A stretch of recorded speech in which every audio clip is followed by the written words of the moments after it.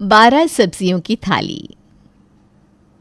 कमलापुर की घनी बस्ती में रामलाल का बड़ा सा घर था। उसकी बड़ी फैमिली थी जिसमें उसकी पत्नी सुशीला, बेटी काजल और उसके 3 बेटे मुकेश, पंकज और अजय के साथ उनकी पत्नियां सुमन, पूजा और सोनी रहते थे। रामलाल के 2 पोते रवि, देव और 2 पोतियां पीहू और मुन्नी भी थीं। इतनी बड़ी फैमिली होने की वजह से घर में हर समय शोर होता रहता था और सुशीला ने अपने घर के खाने का दिनों के हिसाब से मेनू भी बना रखा था, जिसमें सुबह का नाश्ता और दोपहर का हल्का खाना होता, तो वहीं रात के खाने में 12 अलग अलग सब्जियां होती थी, जिसमें सबकी मनपसंद दालें, आलू, मटर, गोभी, रायता, सलाद, पुलाव, पनीर, बेसन की सब्जी, जीरा आलू, प्लेन सब्जी और मसालेदार सब्जियां रहती थी, वो भी सबकी अलग अलग पसंद की। एक दिन सुबह के समय जब तीनों बेटे ऑफिस के लिए तैयार होकर नाश्ते के लिए बैठे थे, तभी सुशीला चिल्लाते हुए अपनी तीनों बहुओं से कहती है, अरे कहाँ मर गई तीनों, नाश्ता तैयार हुआ कि नहीं? ये लो आ गई आवाज़ मम्मी जी की, इसीलिए मैं सबको जल्दी करने के लिए बोल रही थी। अरे कोई बात नहीं दीदी, नाश्ता तैयार ही है, बस 5 मिनट लगेंगे। 5 मिनट में तो मम्मी जी हमारी खटिया खड़ी कर देंगी। अब ज़्यादा बातें ना बनाओ, दोनों जल्दी नाश्ता लेकर चलो। इन महारानियों को अभी तक मेरी आवाज़ नहीं गई क्या? सबसे बस नौटंकी करवा लो, काम नहीं होता किसी से।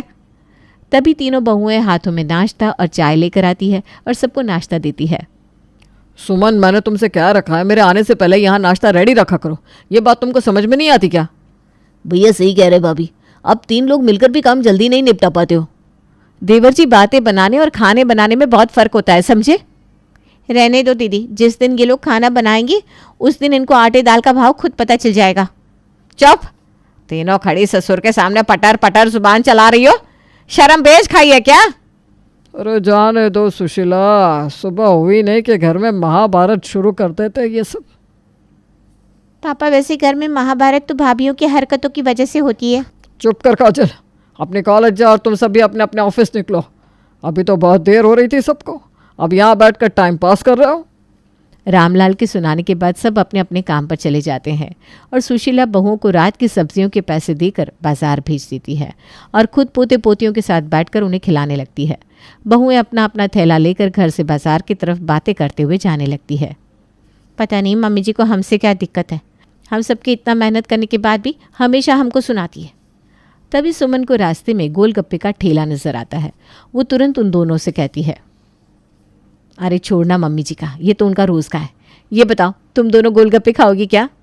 अरे ये भी कोई पूछने की बात है दीदी, चलो ना। अब वो तीनों मज़े से गोलगप्पे खाती हैं। उसके बाद मार्केट से ताज़ी ताज़ी सब्जियां चुनकर खरीद रही होती है। तभी एक दुकानदार उनसे पूछता है, अरे भाभी जी, आपके घर में रोज़ रोज़ दावत होती है क्या? नहीं तो भैया, क्यों, क्या हुआ? नहीं, मैं बस इसलिए पूछ रहा था क्योंकि आप तीनों रोज़ थैला भरकर सब्जियां ले जाती हो ना। भैया, हमारे घर का खाना किसी दावत से कम नहीं है। रोज़ 12 तरह की सब्जियां खाते हैं हमारे घर वाले। क्या 12 तरह की सब्जियां बनाते हैं आप लोग, वो भी रोज़? अरे चौंक मत बबलू, ये अपने बाबूजी की बहू है। अच्छा बाबूजी की, तब तो क्या ही कहना है। माफ़ करना भाभी, मैंने आपको पहचाना नहीं।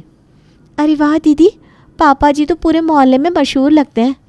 होंगे, इतना बड़ा परिवार पूरे शहर में ढूंढे ना मिले। इन सब के लिए तो हम सब 8वां अजूबा होंगे। सुमन की बात सुनकर पूजा और सोनी ठहाके लगाकर हंसती है। फिर पूजा सबसे कहती है, दीदी मैंने आलू, गोभी, पालक, मटर, टमाटर, पनीर, शिमला मिर्ची, कटहल, कद्दू ये सब ले लिया है।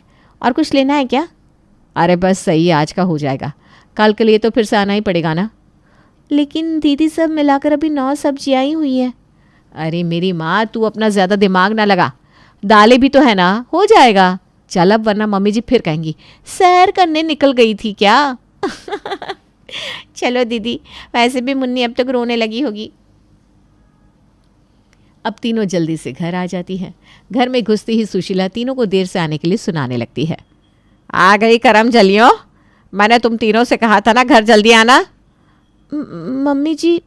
चुप कर हकली, तुझसे सही से बोला भी जाता है क्या, या बस मुझे दिखाने के लिए नाटक करने लगती है? क्या हुआ मम्मी जी, हम ताज़ी सब्जियां ढूंढ रहे थे ना, इसलिए आने में देर हो गई। भाभी, मुन्नी ने रो रो कर हमारा बुरा हाल कर रखा था। सोनी भाभी को तो उसकी कोई चिंता ही नहीं है। सोनी ये सुनकर चिंता दिखाते हुए मुन्नी को गोद में लेने के लिए तेजी से आगे बढ़ती है, लेकिन तभी सुशीला फिर से उसे ताना मारती है। रुक, अब वहीं खड़ी रह, नौटंकी कहीं की। अभी तक तुझे मुन्नी की याद नहीं आई? जब काजल बोली तो मेरी मुन्नी कर रही है। रहने दो माँ, मेरी सारी भाभियाँ गांव की है तो बाहर निकलकर शहर देखने लगती होंगी, है ना भाभी? बढ़िया ये शहर दिखाने वाली, चिड़ियाघर में रहकर शहर देखने की इच्छा पहले ही मर चुकी है मेरी। शांत रहो ना दीदी, क्यों हमारी लंका लगवाने पर तुली हुई हो? अब खड़ी खड़ी भजन कर रही हो क्या तीनों? जाओ जाकर खाने की तैयारी करो। आज रात में कोई ड्रामा किया तो बताऊंगी तुम सबको। तीनों बहुएं सिर झुकाकर किचन में जाकर अपने अपने काम में लग जाती है। सोनी सब्जियां काटने, पूजा चावल और आटा और सुमन अलग अलग सब्जियों के मसाले तैयार करने लगती है। वे सब अब आपस में अपनी सास की नकल बनाकर एक दूसरे के मजे लेने लगती है। अरे करम जली, आटा सही से गूंथना वरना तेरी खैर नहीं। ध्यान से काम कर, अगर तेरी सब्जी काटते हुए उंगली कटी ना तो नौटंकी मत करना। सब्जी में स्वाद होना चाहिए, हाथ रहे या ना रहे। बस करो ना दीदी आप दोनों, मम्मी जी ने देख लिया तो मैं फ्री में पिसूंगी आप दोनों के साथ। अरे इसको अपनी टीम से निकालो यार, पूरे खाने का मजा खराब करवाएगी ये। मैंने क्या किया? चुप कर सोनी, तू ना बस मज़े लेती रह।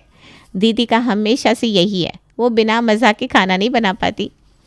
ऐसी ही हंसी मजाक के साथ तीनों मिलकर पूरा खाना तैयार करती हैं। 12 सब्जियां, रोटी, चावल बनाने के बाद तीनों बहुएं ऐसे खड़ी होती हैं जैसे उन सब ने कोई जंग जीत ली हो। तभी सुशीला के चिल्लाने की आवाज़ सबके कानों में आती है। चलो सब खाना खाने, अब खाना लगाओ महारानियों। लो आ गया हमारे होम मिनिस्टर का आदेश। चलो अब सब खाना टेबल पर लगाओ। ठीक है दीदी। चल सोनी, तू चावल और रोटी लेकर आ। अभी लाई दीदी। सब लोग खाने के लिए डाइनिंग टेबल पर अपनी अपनी जगह बैठ जाते हैं। रवि और देव हमेशा की तरह खाने की टेबल पर बैठते ही शैतानी करने लगते हैं। वो दोनों एक दूसरे की थाली में हाथ डालना, चम्मच बजाना और बीच बीच में हंसकर गिर पड़ना, ये सब देखकर सुशीला का पारा चढ़ जाता है। अरे रवि देव, ये खाने की थाली है कि तुम्हारे बाप का खेल का मैदान? दादी मैदान होता तो हम फुटबॉल भी खेल लेते। हाँ दादी, कम से कम गोल मारने का मौका तो मिलता। अबे ससुर के छोरो, गोल मारने का इतना ही शौक है तो जाकर खेत जोतो, वहां पूरा ग्राउंड मिलेगा। दादी हमें खेत में बैल बना दोगी? हाँ दादी, बैल बन जाएंगे, लेकिन कम से कम मम्मी से हल तो नहीं खिंचवाएंगे। हाय राम, कोई इनको रोको नहीं तो आज मेरी रोटियां बर्बाद हो जाएंगी। अरे जान है भी दे सुशीला, बच्चा है। हाँ हाँ, आप तो बस इनके बचाव में लगे रहो, इन्हीं के पीछे घर का बजट बिगड़ रहा है। माँ, जब हम छोटे थे तब आपने हमें भी इतना नहीं डांटा था। अरे चुड़ैल, तू कौन सा कम थी, तेरा तो बखत ही बदल गया। चलो जल्दी खाना खाओ वरना ठंडा हो जाएगा। अरे मेरी मटर पनीर और आलू की सब्जी कहाँ है? बहू, मुझे तो तुम कम मसाले वाली सब्जी परोसना, आज मेरा पेट ठीक नहीं लग रहा। अरे तो खाना मत खाओ ना, पेट ठीक नहीं है पर खाना भरने में कोई कमी नहीं। भाभी आपने आज हलवा क्यों नहीं बनाया? सब खाना यहीं रखा है, थोड़ा शांत बैठे सब तो हम सबको आराम से परोसते। देव रवि, अब बहुत हुआ खेल, शांति से बैठ जाओ वरना एक एक लगाऊंगी तुम दोनों को। अब सब शांत होकर खाना खाते हैं। अगले दिन घर में मुन्नी के लिए पूजा रखी गई थी। सबका ये मानना था कि पूजा कराने से मुन्नी को नजर नहीं लगेगी और घर में थोड़ी शांति बनी रहेगी, लेकिन सुशीला के तानों से वहां भी कोई नहीं बच सका। अरे करम जली बहुओं, ये क्या तमाशा लगा रखा है? पूजा का सामान सही से रखा कि नहीं? हाँ मम्मी जी, सब हो गया। लो मम्मी जी, पंडित जी भी आ गए और फूल माला सब कुछ तैयार है मम्मी जी। माँ, मुझे ना ये पूजा नहीं दंगल लग रहा है। बस करो सुशीला, पूजा में भी लड़ाई। अजी छोड़िए, इन तीनों के नखरे से तो भगवान भी तंग आ जाए। भगवान भी? मम्मी जी आप हो तो भगवान को भी ताने मार दो। सच में भगवान भी कहेंगे, भैया हमें अपने धाम बुला लो, यहाँ रहने से तो अच्छा है। दीदी धीरे बोलो ना, मम्मी जी नाराज़ हो जाएंगी। हाँ भाभी, अगर माँ नाराज़ हो जाएंगी ना तो कल से 13 तरह की सब्जियाँ बनानी पड़ेंगी। अरे पूजा हो जाने दो, कौन सी बहुएं भाग रही हैं, काम बाद में हो जाएगा। पूजा खत्म होती ही घर में पड़ोसी विमलेश आ गया।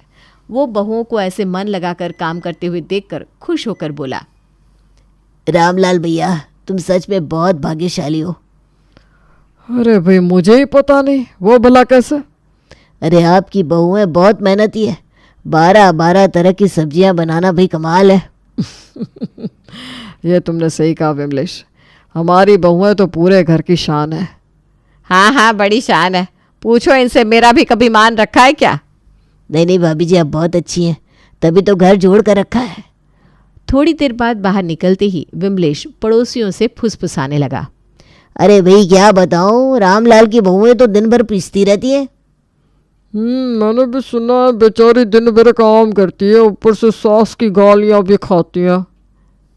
ये सुशीला भी तो बड़ी तेज है, बहुओं को चैन से बैठने नहीं देती।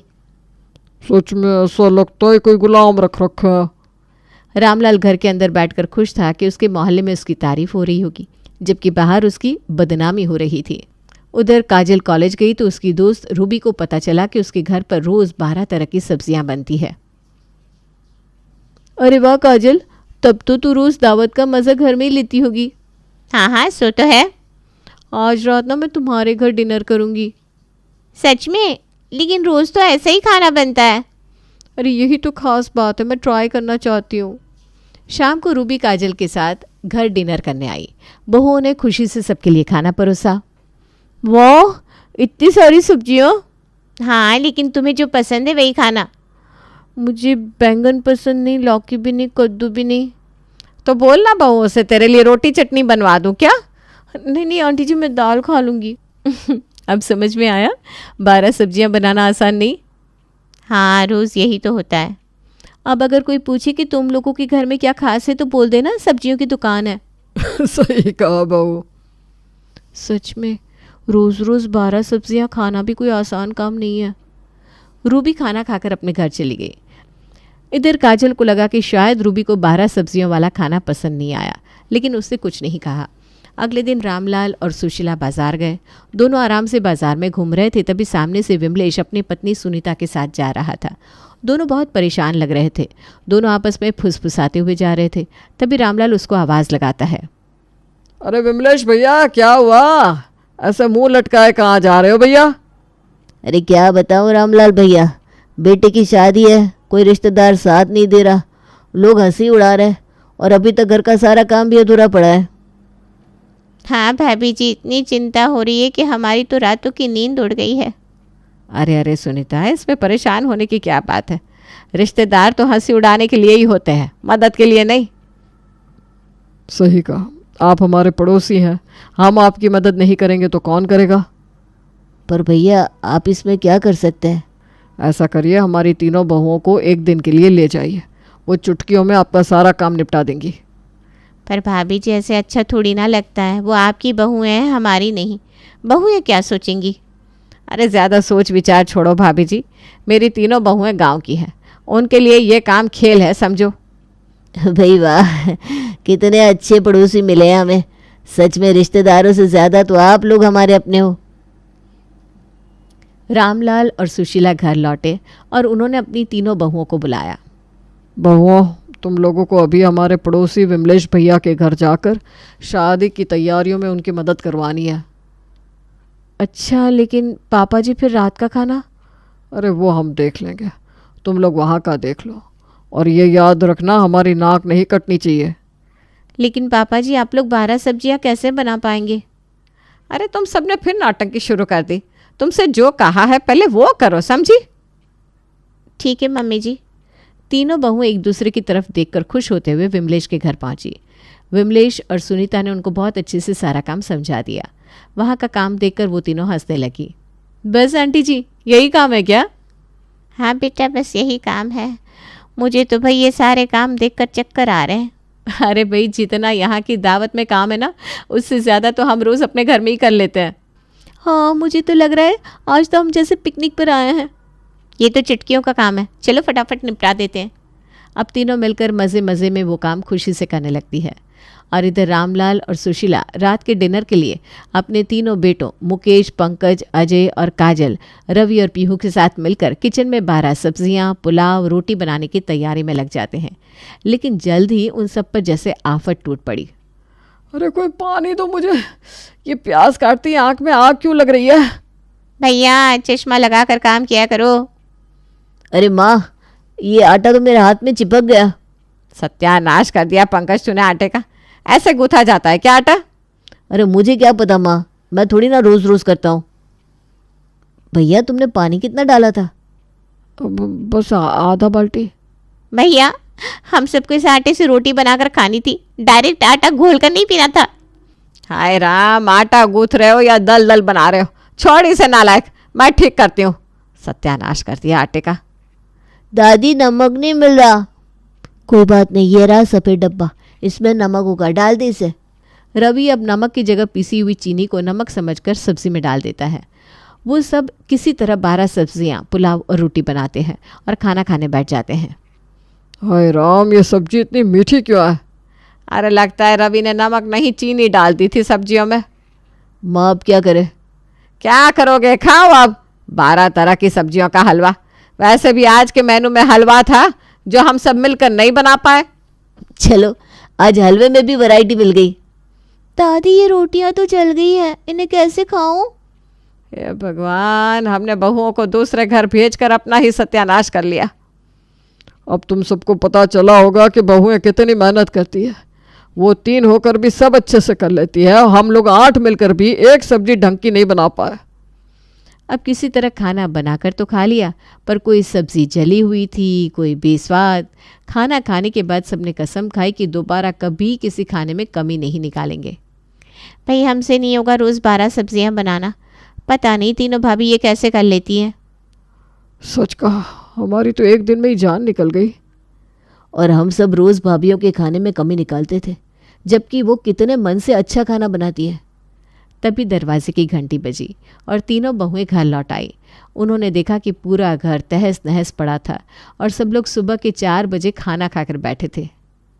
बहुओं, अब अपनी रसोई तुम खुद संभालो भाई, हमसे नहीं होगा। सुशीला अपनी जगह से उठी और उसने गुस्से में जाकर किचन के बाहर लगे मेनू को फाड़ दिया। ये देखकर तीनों बहुएं चौंक गई। और ये मम्मी जी को क्या हुआ? आज से इस घर में सिर्फ 4 से 5 सब्जियां बनेंगी। 12 सब्जियों का झंझट खत्म। ये सुनकर सब खुशी से तालियां बजाने लगे। तीनों बहुएं इस बात से बहुत खुश हुई और इस तरह घर में शांति लौट आई और 12 सब्जियों का आतंक हमेशा के लिए खत्म हो गया।